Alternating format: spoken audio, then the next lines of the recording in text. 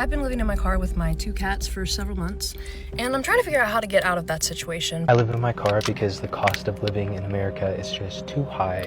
So what are we doing? Are we just quitting our jobs and living off the government now, or what? Skyrocketing rent and soaring living costs are crushing every paycheck, driving a whole middle-class generation to ruin and turning their cars into homes. Today, we expose America's #1 financial nightmare. Let's get into it.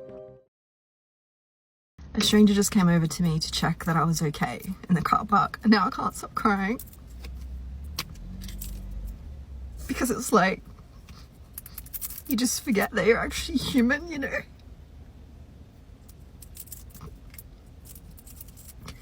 Someone treats you like you're human. But he just kept saying, I know I'm just a stranger, but you'll pull through, like, you're gonna be okay.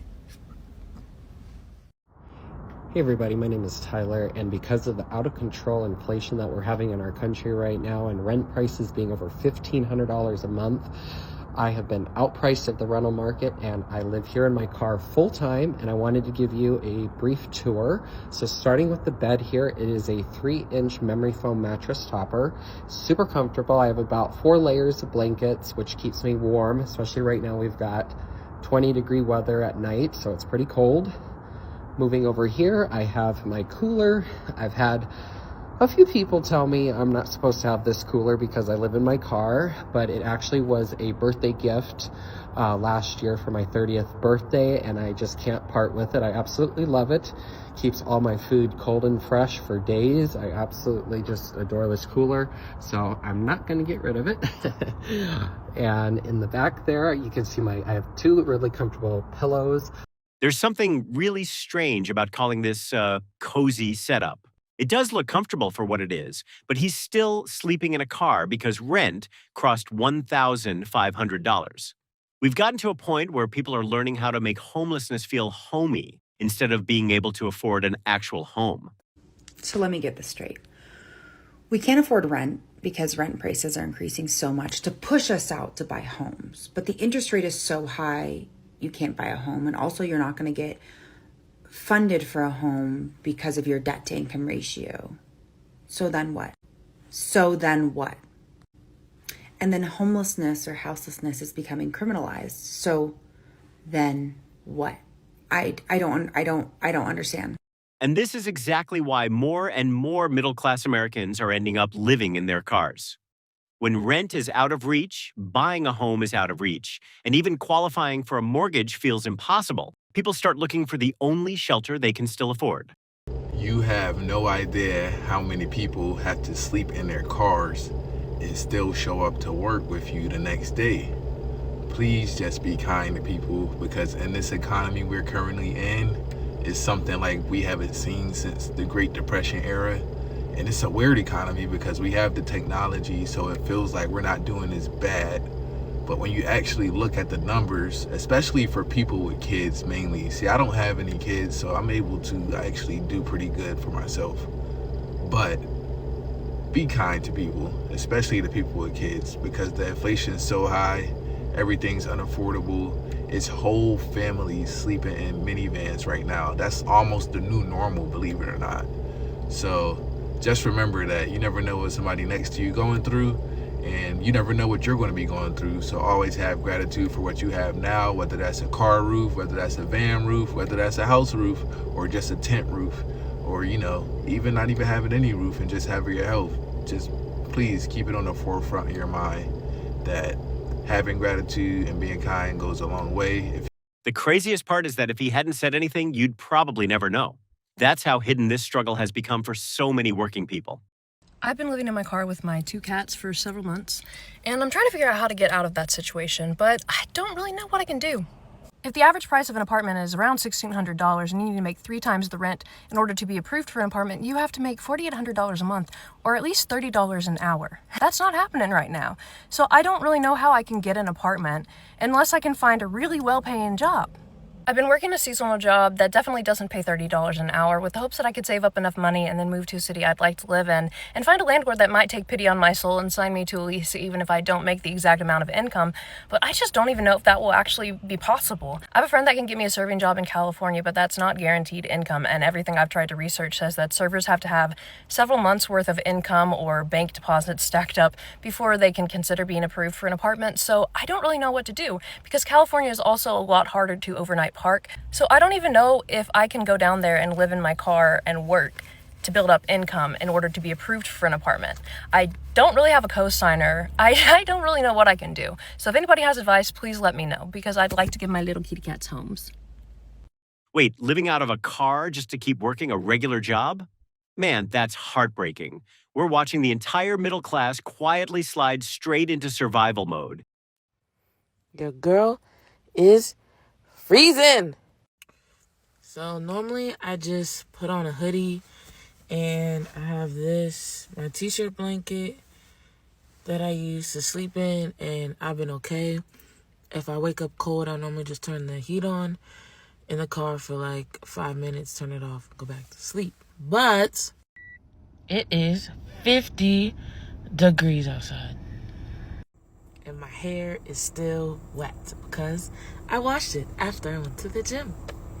So we're pulling out the 20-degree sleeping bag. This is what it looks like. Let's unzip it. The sleeping bag is about to my stomach, but honestly, this is already a lot warmer. Until my hat, gloves, and other warmer blanket comes, just gotta do it. Good night, y'all. Yeah, this is where car living gets real. You're freezing at night, throwing on layer after layer just to stay warm, and then stressing about where you can park without someone coming over and telling you to move. Having to live like that just to get by? That's rough. I'm parked at a gas station right now.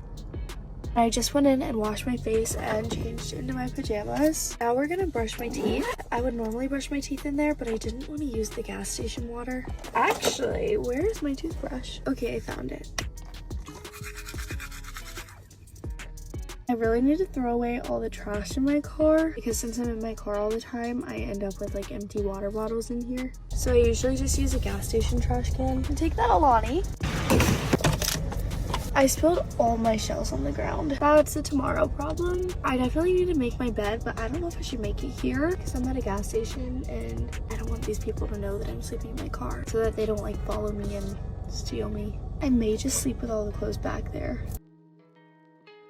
I made it to where we're sleeping and now I just always make sure that the doors are locked. I usually like triple check. I'm actually gonna back in instead and then I climb back there. Okay, this is the bed. I actually think I like all the clothes on top because it makes it less noticeable that I'm under all the clothes. Okay, good night. Let's hope I don't get stolen. Locking doors thrice and hiding under clothes just to sleep? What kind of twisted society forces people into this fear? If you've been through this, share your story below. Reading this comment actually broke my heart, and there's a reason. It's because it says in 20 years, at least 30% of Americans will be living in cars and RVs full time. Well, let me help you out because right now, private equity has bought up the overwhelming majority of RV parks in the United States. They've also bought up all of the mobile home lots, and then they have extorted the long-term citizens, especially the senior citizens, in the mobile homes they could still afford and the mobile home units.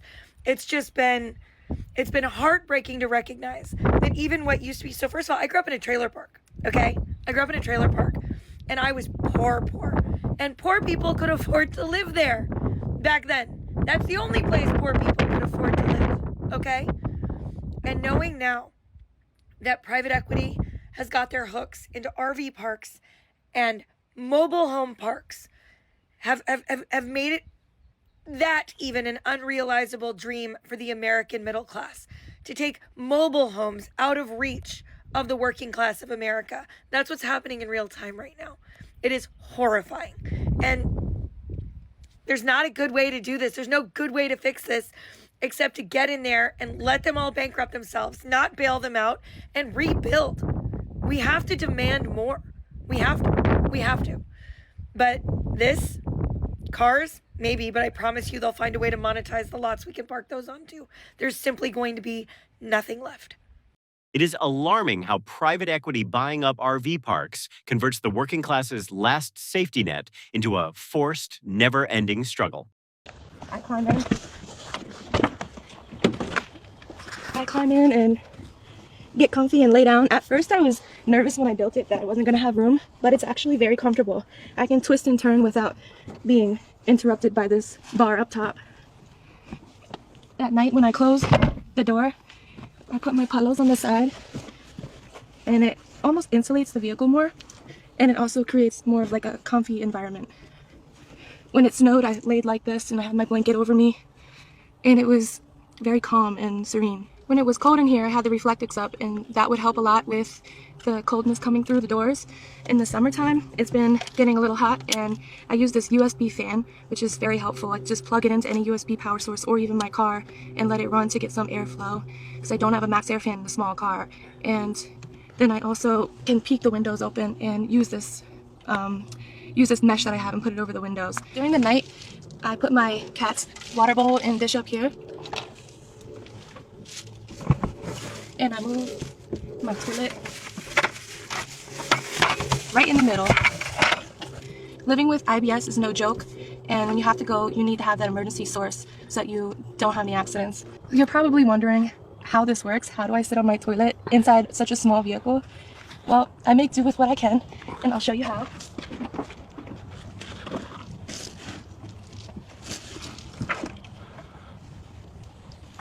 Just like that. I can't sit up all the way, but it's not strenuous in any type of way. I just do what I gotta do, pull my pants out without knocking my light off, and tie up the bag and throw it away. I really couldn't do it. Living in a car and trying to fit your whole existence into a back seat is exhausting, not to mention all the daily struggles. It's wild that insane rent prices are forcing people to live like this. Hey, I'm homeless. I live in my car, and I'm going to show you how I get ready for bed when it's cold outside. I think it's supposed to dip down into like the teens tonight, like 19 degrees or something like that. So first order of business is to warm this car up before I get all snug as a bug in my bed. So right now I have the car running with the heater going, and I'll do that for about 10 to 15 minutes. And I put my privacy curtains up on my front windows. This is what they look like. I don't know if you can see up close, but basically they have little clips that clip in here, and then I tie up here in the middle. And here's what my front windshield cover looks like. It's just one of these little doohickeys. And I always put my pillow up here in the front with me while I'm heating up my car so it gets nice and warm, because I hate sleeping on an ice cold pillow. And I put my back window covers on. I have to get out of the car and do that. They're these little, like, screen type ones. I guess they're like, I don't know, they're breathable. And they just slide over the glass. Here's a better idea of what they look like. They just slide on here. Like so, like that.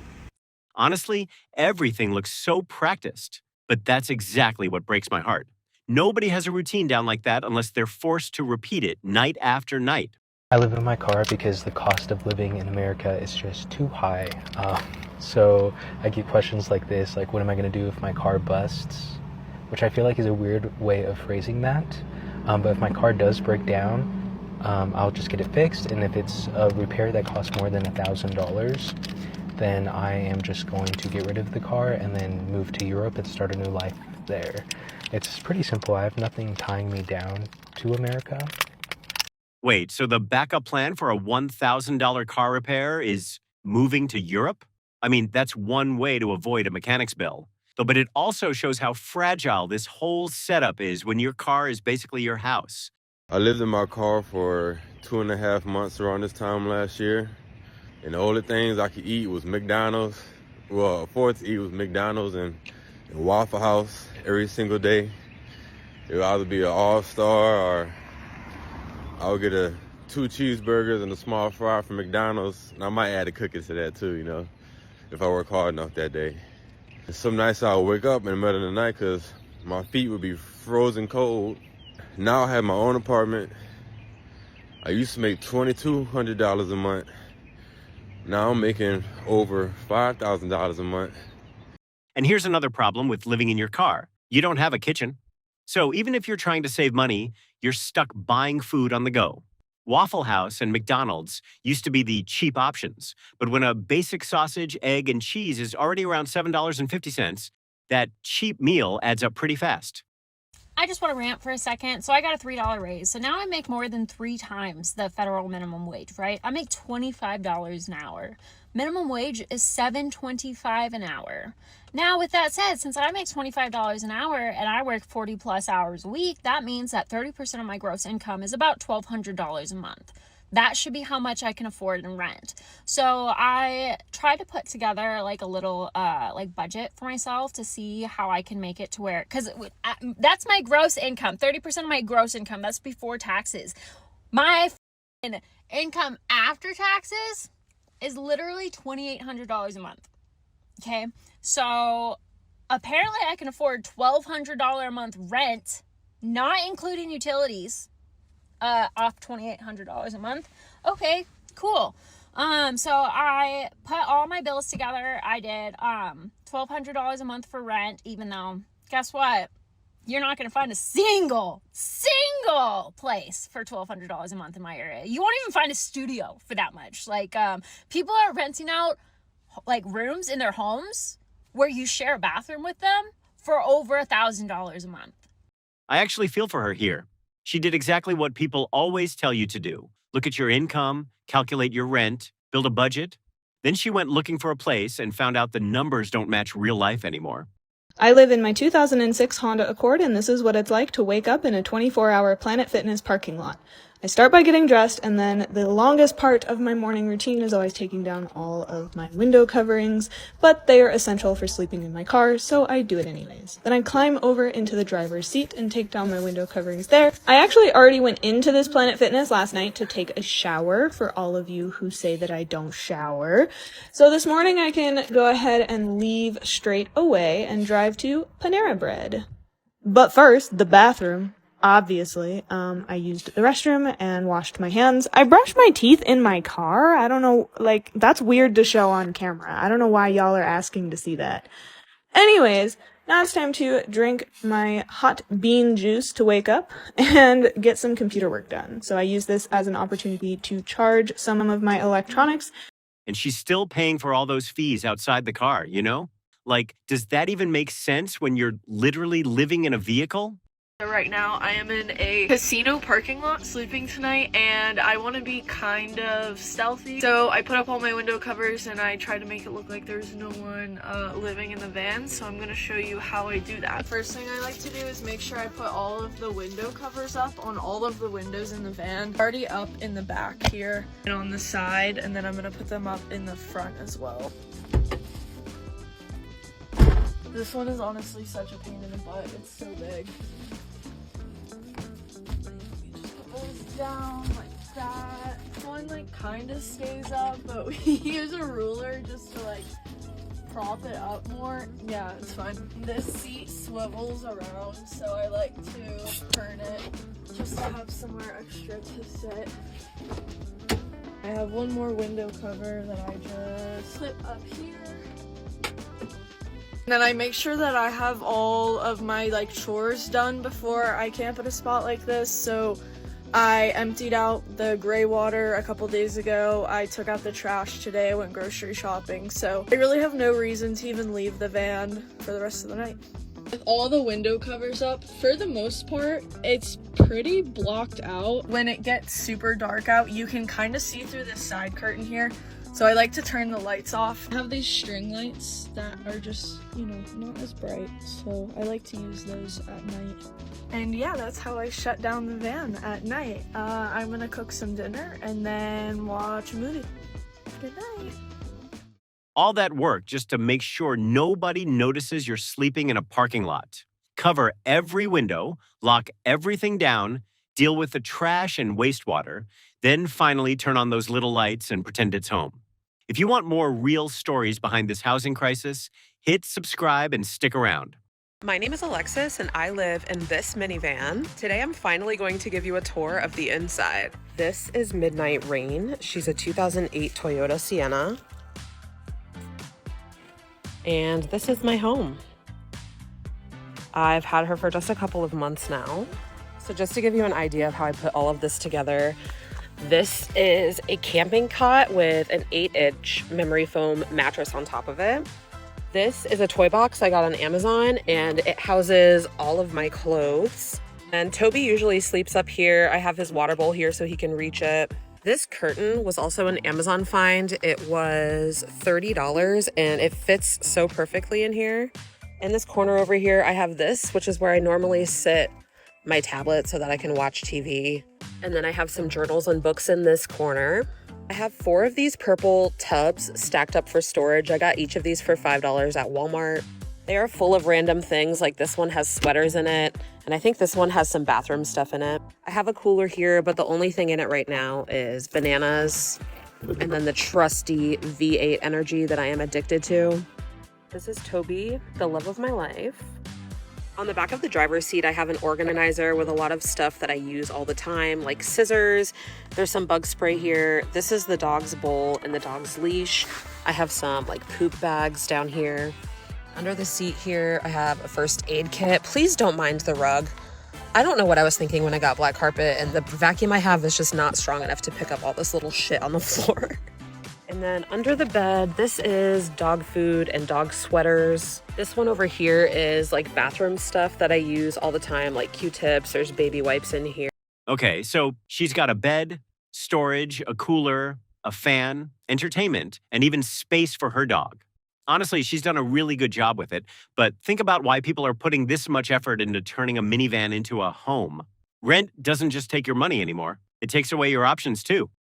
I've lived in my car for about 9 months now, and here are 3 things that I think are non-negotiables if you're planning on moving into your car. First one is tinted windows. I don't think it's a good idea to move into your car unless you have tinted windows. And I do understand that tinted windows can be very expensive, but I beg you to please find a way to pay for them because it's just not safe without them. Number 2 is a gym membership. This is where you will shower. This is where you will brush your teeth sometimes, where you will work out for the day.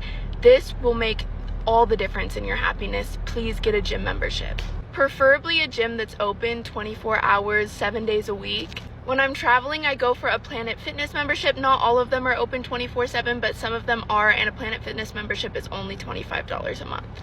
And when I'm not traveling, I just use a local gym. If there is not any gyms open 24/7, any gym will work, although 24/7 is preferred. And number 3 is window covers. Please get window covers. This is also another safety thing. You don't want anyone to be able to see in your car. You don't want anyone to know that you live in your car.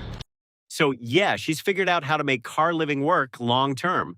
But just because you can make it work doesn't mean it's easy. When a gym membership, window tint, and curtains become things you need just to live, housing costs have gotten seriously out of control. I live in my car. I'm stuck in South Carolina. This is update number 5 or 6, but I have an alternator that is draining my battery apparently. But the thing is, if I keep an auto zone every hour on my way home, if possible, to check the battery percentage, and then I can charge it before I leave and keep charging it on my drive, do you guys think that I'll make it to Virginia to where I can get my alternator for just $400? Do you think that would be worthy? Because I feel like that would be great. Instead of the quote of $1,400 that I was quoted here in South Carolina by the same dealerships. So please, someone give me some advice here. Do you think that would work? Exactly this. The second you lose the safety net of 4 real walls, every basic human need becomes a high-stakes puzzle. High rent is a huge problem, but living out of a trunk isn't some clever life hack. It's just a crisis managed in real time. I'm gonna show you guys my nighttime routine as a homeless person living in my car. So right now I just ordered BJ's for my dinner. I ordered a kids meal, spaghetti with fries on the side and a small little drink. And this was only $8.99, I think. And I feel like I got a lot of food for it. Like, me see if I can open it. There's the spaghetti. I feel like that's a lot of food. And then here are the fries. They look good.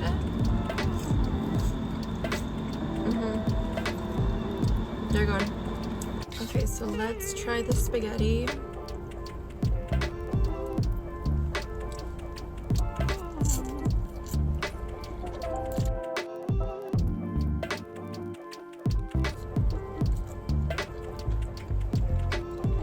It's good. So I forgot to mention this, but another reason why I got that hotel room last night was because I actually got, the night before that, I got a knock on my door, and it was one of the security guards letting me know, like, hey, you can't park here, you can't stay here, this is private property, you need to go. When I tell you that was literally one of the scariest things I've ever had to experience, like, I thought I was in trouble. Like, I thought I was gonna get arrested. Mind you, this was at 3 o'clock in the morning. So I had to find another place to sleep, to park at 3 o'clock in the morning without looking sketchy. I don't know, it was scary. Like, you guys have no idea how grateful I am for you guys.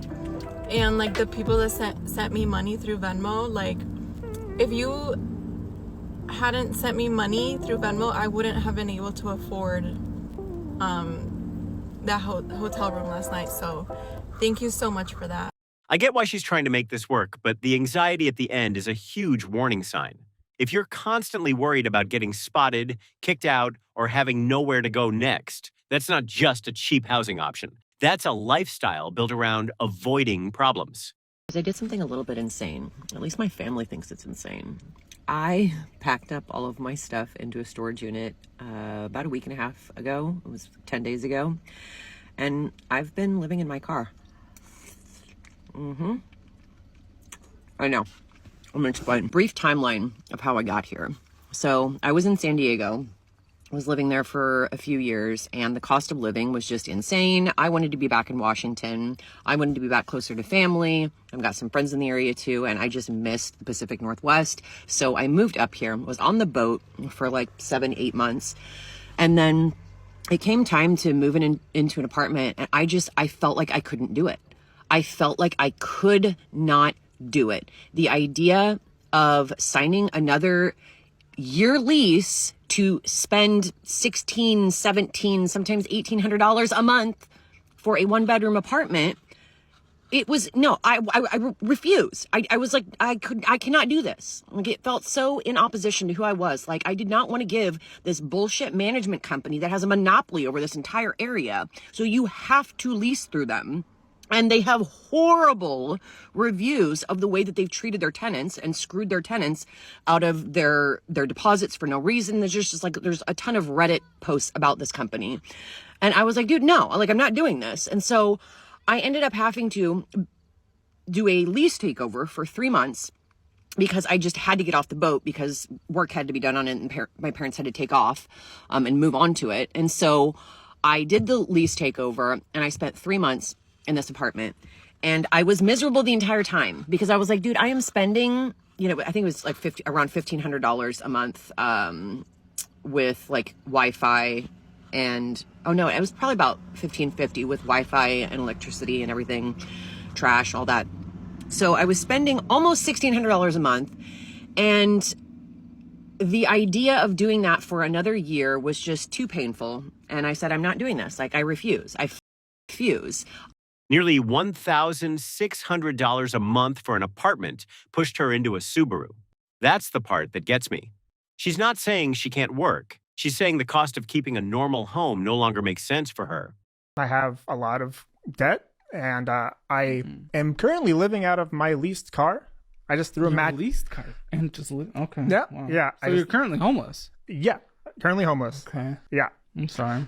Yep. It's okay. Well, how long have you been? It's only been like 3 weeks. Wow, what happened 3 weeks ago? So what happened 3 weeks ago is the guys whose room I was renting out, he ended up selling his property and kicked me out. And because I have no saved money, I couldn't even afford a down payment for another place. This is what a lot of people miss when they look at the middle class and assume everything is fine. You can have a job, pay your rent on time, and still have almost nothing left in savings. Then your landlord sells the property, an unexpected expense hits, and suddenly you're sleeping in your car. That's how fast things can fall apart. If you think more people need to see how quickly things can go south, hit like and share this video. I live in my CRV and this is how I make money. When it's time to relocate, I usually apply for caregiving positions because they're always hiring. I don't need a CNA certificate. They're pretty flexible. I can work either morning or evening. What's convenient about working in assisted living facilities? They always have fridges, which means I can freeze bottles for my cooler. I can take a quick shower if I have to in their vacant rooms. And I get free food. My nephew and his 2 kids are here for the weekend, and they just left to go to the community pool where I live, and I can't do that. It's way too freaking hot, so I'm just staying here at the house, and then later tonight we're going to Medieval Times. I've lived in Dallas now for more than half my life, and I've never been to Medieval Times, so we're really excited. It's going to be fantastic. Here is my question. How do you afford children? Young families, I'm so sorry. Like, I'm so freaking sorry. There are things in Dallas that we want to do, but we don't want to spend $200 to $300 a day to entertain these kids. Now, we did something last night that's free. The kids love it. We go there every time they come to town, and that is we go to Founders Plaza at DFW Airport and watch the planes fly in. And it's always busy. There's always families there. It's a wonderful thing. After we're done at Medieval Times, we're going to go to Clyde Warren Park and let them do the water play at the park. I've never been there when it's lit up at night. So I thought, ooh, that'll be really fun. They've never done that. But there were other things we wanted to do today. Like, we thought about taking them to Meow Wolf. I've been to Meow Wolf I did the one in Santa Fe, but I haven't done the one here at Grapevine Mills. And we got online, and it's just not worth it. It was going to be like $180 for the 4 of us to go do something that doesn't even take an hour. And it's not like, yeah, I could pay for it, but like, I don't want to spend almost $200 to go do something that's over in an hour. It's so flippin' expensive to have kids. I have kids. I have 2 grown children, right? So I have been through those years of being a young parent, and you're trying to, like, it's summer and you want to have fun with them. And of course, we're doing fun things, but like, you have to make choices because everything is out of control. It's outrageous, just the price of things. I don't know how people do it. And I think the other thing is his daughter is 11, his son is 6, and I'm tired. I think I'm like this little old lady at this point. I don't know, but like we went all day yesterday and we had a great day. We went to the park, that's free. We went to Denton down on the square and had lunch at Cartwright's, and there's a vintage candy store there called Atomic Candy that they love to go to. We did that, right? So bought some candy. That was fun. We came back to the house, and then we left there and went to dinner, and then we went bowling. We went bowling, and it was almost $100 for us to bowl for an hour. I'm so sorry. I'm so sorry. I'm so sorry. My heart goes out to you because it's brutal. It really is. And I hate it. I hate that that's the case, that things are so expensive. And yeah, anyways, there you go. That's it. That's my question. How are you parents doing it? How are you affording to give your kids experiences when everything is so dang expensive? I still can't wrap my head around this. 9 months living in a car, sharing survival hacks like gym passes? That hits me like a ton of bricks. I work 80 plus hours at my full-time job. I DoorDash, I Spark, and I just got hired for another part-time job. And it still ain't enough. Like, what do I do now? Let's be real here for a minute. How are the average working Americans just surviving the economy right now? Because let me tell you, my electric bill that is due tomorrow was $1,075. Yes, you heard that right. $1,075 for 28 days. And before you come at me and say that I need to go on a budget and yada, yada, yada, no, I'm not doing a budget plan, because what happens with a budget? Eventually, the money that you didn't pay towards your electric bill from the budget, you have to pay back to the electric company. So I would rather have a variable bill each month and just pay it than be stuck on a ridiculous budget. And if we think it's bad now, it's only about to get worse. You know, she is completely right. You can cut corners all you want, but at the end of the day, that massive power bill still has to get paid. If you ever wonder who's doing van life, just look at the way that they're parked. As you can see, they park heading out just in case there's an emergency. I like to park headed in because I really don't give a shit. But as you can see, guys, it's a lot of people that do van life. It's a very common thing now, ever since the mortgage rates went up, the inflation rates went up, and some of us just work jobs that we don't want to make that commute all the way home from our jobs because it just don't make sense. And also, there's even more vans in this same lot. So this is a thing that's not looking like it's going away anytime soon. And I just wanted to show you guys proof of that. This isn't as uncommon as you may think. And here's Exhibit A. And I see people that was moving around in both of these vehicles as well. And there's even another one up here. And there's even more behind me. So with that being said, guys, make sure you invest in good vehicles so you never know when you're going to be doing van life. If you're a fellow van lifer, make sure you like, share, and repost this. And thanks for watching as usual. A whole parking lot filled with people sleeping in their cars should tell you something.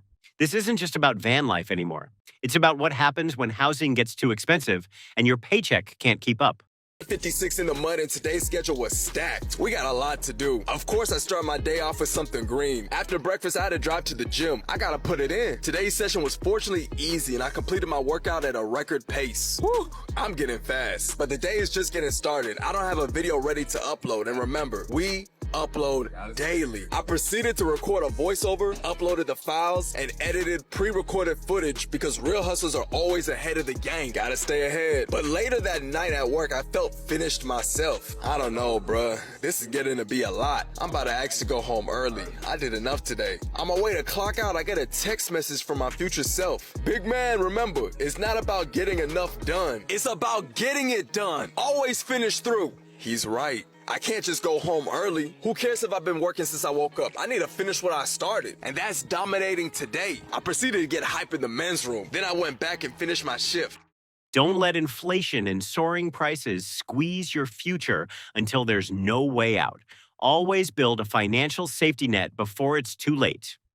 Hit subscribe to never miss the most shocking economic realities, and see you in the next video.